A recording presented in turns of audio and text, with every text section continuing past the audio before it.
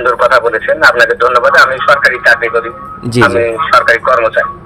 আসলে কথা মানে না বলাই উত্তম। আমি কালকে এই কথাটাই বলেছিলাম যে ভাই আপনি যে বিষয়ে কথা বলতে চাচ্ছেন আমার তো আসলে প্রস্তুতি নাই, হুট করে তো একটা যে কোনো বিষয়ে কোনো মাধ্যমে তো কথা বলা না না না না আমি জানতে চাচ্ছিলাম যে দিনাজপুরের ডিসি শপ মাঠে খেলা নয়, হবে শুধু হাঁটা চলা। এই শিরোনামে গণমাধ্যমের একটি নিউজের পরপরই নড়ে চড়ে বসেছে দিনাজপুরের প্রশাসন সহ সাধারণ জনতা।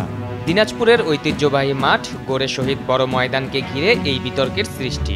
যে মাঠ থেকেই ক্রিকেট খেলে বড় হয়েছেন বাংলাদেশ জাতীয় দলের প্লেয়ার ক্যাপ্টেন লিটন কুমার দাস। এছাড়া দক্ষিণ এশিয়ার সর্ববৃহৎ ঈদের জামাতও অনুষ্ঠিত হয় এই মাঠেই।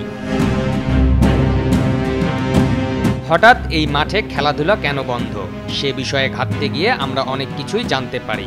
বেশ কয়েক বছর আগে এই মাঠটি ছিল সবুজ ঘাসে ভরা। জেলা প্রশাসন থেকে ঠিক পূর্বের ন্যায় মাঠটিকে সবুজে রূপান্তর করতেই মাঠে কোনো ধরনের প্রবেশ ও খেলাধুলাকে আপাতত নিষিদ্ধ করা হয়েছে। অনেকটা পূর্বের ন্যায় সবুজ ঘাস ছেয়েও গেছে ঐতিহ্যবাহী এই মাঠটিতে। তবে পূর্বে এই মাঠটি সবুজ ঘাসে আবৃত থাকলেও সে সময় মাঠে খেলাধুলা বা হাঁটাচলা বন্ধ ছিল এমনটি নয়, বরং বলা যায় সে সময় খেলাধুলা বেশি চলতো এই মাঠে। তাহলে হঠাৎ মাঠটির এমন খারাপ পরিস্থিতি হলো কিভাবে, সেটি এখন জানবো আমরা। বর্তমানে দিনাজপুরে এই মাঠটি আকর্ষণের জায়গায় পরিণত হয়েছে। বলা যায় দিনাজপুরের মানুষদের কাছে আবেগের জায়গা হয়ে গিয়েছে এই মাঠ, যার ফলে ধীরে ধীরে এই মাঠে মানুষের আনাগোনা বেড়েছে প্রচুর। যে কোনো উৎসব আনন্দেই বড় মাঠে ঘোরাফেরা করতে আসেন অনেকেই। মাঠে বিভিন্ন কার্যক্রম বাড়তে থাকলেও মাঠ পরিচর্যায় বিগত কয়েক বছর নেওয়া হয়নি কোনো উদ্যোগ। ফলে মাঠের অবস্থা দিনের পর দিন খারাপের দিকেই যেতে থাকে। মানে বড় মাঠ আমার জাতীয় মাঠ ভাই, মানুষ বাড়িতে কম থাকে, বড় মাঠ বেশি থাকে। আমার মাহফিল লাগিছে বড় মাঠ যাবি, কারো কনসার্ট লাগিছে বড় মাঠ যাবি, কারো ঝামেলা লাগিছে বড় মাঠ যাবি, কারো প্রেম করিবা লাগবে বড় মাঠ যাবি। এছাড়াও মাঠটি সবার আকর্ষণে পরিণত হলে জেলার বিভিন্ন কার্যক্রম আয়োজন করা হতো এই মাঠেই, কিন্তু মাঠ পরিচর্যায় নেওয়া হতো না কোনো উদ্যোগ। তবে এত বছর পর মাঠকে পরিচর্যায় দিনাজপুরের ডিসি রফিকুল আমিন এমন উদ্যোগ নিয়েছিলেন। এই উদ্যোগের পর অনেকের প্রশংসাও কুড়িয়েছেন তিনি। সাধারণ জনগণের দাবি, এর পূর্বে কোনো ডিসি মাঠের পরিবেশ ফেরাতে চিন্তা ভাবনা করেননি, যা বর্তমান ডিসি করছেন। দিনাজপুর বড় মাঠ আমাদের ঐতিহ্য, অ্যান্ড বর্তমানে দিনাজপুরের বড় মাঠের যে অবস্থা এখন আমরা দেখতেছি তা আসলে খুবই ময়লা আবর্জনায় ভরপুর, এবং আশেপাশে দেখলে আপনারা দেখতে পারবেন যে বিশ্রী একটা অবস্থা। কিন্তু আমাদের ডিসি স্যার যে সকল পদক্ষেপ নিচ্ছেন তা আসলে প্রশংসনীয়। আমরা চাই যে ভবিষ্যতে যেন এই জায়গায় আরও উন্নতি হয়, এবং পাশাপাশি যেন খেলাধুলার পাশাপাশি যেন আরও তাদের পরিচর্যার কাজ বহাল থাকে। তবে মাঠের পরিচর্যায় সকল কার্যক্রম বন্ধ করায় খেলাধুলাও বিপর্যস্ত হয়ে পড়ে। জেলা প্রশাসন থেকে বলা হচ্ছে খেলাধুলা পাশের মাঠে নিয়ে যাওয়ার ব্যবস্থা করা হবে। আবার সাধারণ জনতা বলছেন দিনাজপুর স্টেডিয়ামে সকল খেলাধুলা আয়োজন করা যেতে পারে, তবে এখানেও রয়েছে বিপত্তি। দিনাজপুর জেলা স্টেডিয়ামটি বলা যেতে পারে অনেকটাই অচল।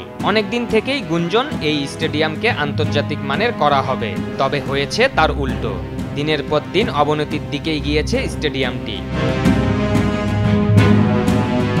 স্টেডিয়ামটি ঠিক করা হলেও সেখানেও রয়েছে বিপত্তি। এতদিন এই স্টেডিয়ামে সকল ধরনের ফুটবল খেলা আয়োজন করা হতো। ফুটবল খেলার জন্য স্টেডিয়ামটিতে যথেষ্ট জায়গা থাকলেও ফুটবল ক্রিকেট দুটোই চলবে এমন যথেষ্ট জায়গা সেখানে নেই। আর একই মাঠের ওপর ক্রিকেট ফুটবল দুটোই খেলা কখনোই সম্ভব নয়, যার ফলে ক্রিকেট খেলা নিয়ে প্রশ্ন থেকেই যায়। বড় মাঠকে সুন্দর রূপে ফেরাতে দিনাজপুরের ডিসির এমন সিদ্ধান্তে অনেকেই আস্থা দেখিয়েছেন, অনেকে আবার তার প্রশংসায় পঞ্চমুখ। অনেকেই ডিসির পক্ষ থেকে এমন একটি উদ্যোগ আশা করছেন যেন বড় মাঠের পরিবেশ ও ক্রিকেট খেলা দুটোই সুন্দরভাবে চালানো যেতে পারে। এই উদ্যোগটি কি হতে পারে সেটি জানতে ডিসিকে কল দেওয়া হলে তিনি গণমাধ্যমের সাথে এ বিষয়ে কথা বলতে রাজি নন। হ্যালো, আসসালামু আলাইকুম। এটা কি দিনাজপুর ডিসি বলতেছেন রফিকুল আমিন স্যার? আমি বৈশাখী টেলিভিশন থেকে বলছি। আপনার একটা নিউজ করা হয় খেলার বিষয়ে, ওই যে মাঠের বিষয়টা নিয়ে। এরপরে আসলে বলতে গেলে যারা জনতা আছে, পাবলিক আছে, তারা আপনার সাপোর্ট নিয়ে যে আপনি অনেক কাজ করছেন বা বড় মাঠকে আপনি সবার সামনে তুলে ধরার জন্য অনেক কাজ করছেন, এটা সোশ্যাল মিডিয়ায় দেখা যাচ্ছে। অনেক আপনার পক্ষ হয়েই কথা বলতেছেন বলা যায় ম্যাক্সিমাম। তো পরবর্তী আসলে এই বিষয়টা নিয়ে আপনি যদি আপনার কিছু বলার থাকে আমরা একটা নিউজ না করতেছি তো। ভাই, আমি আপনাকে ধন্যবাদ জানাই, আপনার এই সুন্দর কথা বলেছেন, আপনাকে ধন্যবাদ। আমি সরকারি চাকরি করি, জি, আমি সরকারি কর্মচারী। জি আসলে কথা মানে না বলাই উত্তম। আমি কালকে এই কথাটাই বলেছিলাম যে ভাই আপনি যে বিষয়ে কথা বলতে চাচ্ছেন, আমার তো আসলে প্রস্তুতি নাই। হুট করে তো একটা যে কোনো বিষয়ে কোনো মাধ্যমে তো কথা বলা না না না না ঠিক হয়। না, আমি জানতে চাচ্ছিলাম যে না এটা ঠিক না, আছে। আমি আপনার কাছে ভাই মাপ চাই, এগুলো নিয়ে বেশি কথা বলা আমার কাছে মনে হয় যে যুক্তিসিদ্ধ না। না না, আমি ওই বিষয় নিয়ে বলতেছি না, মানে পরবর্তীতে আপনি অবশ্য ডিসি দিনাজপুর একটা ফেসবুক পেজ থেকে আইডি থেকে মেবি, তো আপনার ওখানে হচ্ছে বলা হয়েছে যে মাঠ নিয়ে কাজ করা হচ্ছে, মানে এই বিষয়টা মানে এই খেলাধুলা বা মাঠ পরবর্তী কি করা হতে পারে বা আপনার কি প্ল্যান আছে এই বিষয়টা নিয়ে আমি জানতে চাচ্ছিলাম। না এই বিষয় তো মানে আমি এখন একটা অনুষ্ঠানের মধ্যে আছি ভাই, আমি এখন কথা বলতে পারবো না। জি ধন্যবাদ। সবশেষ দিনাজপুরবাসীর প্রত্যাশা, মাঠ, খেলা কিংবা আড্ডা কোনো কিছুর উপরেই প্রভাব পড়বে না এমন সিদ্ধান্ত যেন নেওয়া হয় জেলা প্রশাসন থেকে।